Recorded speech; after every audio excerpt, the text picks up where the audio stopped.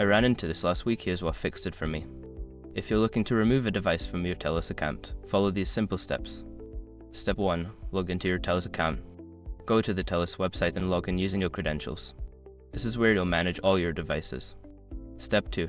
Navigate to Device Management. Once logged in, find the Device Management section in your account dashboard. This is where you can see all devices linked to your account. Step 3. Select the device to remove. In the Device Management section, locate the device you want to remove.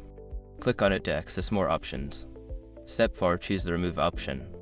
After selecting the device, look for the Remove or Disconnect option. Click on it to initiate the removal process. Step 5. Confirm the removal. You will be prompted to confirm your choice.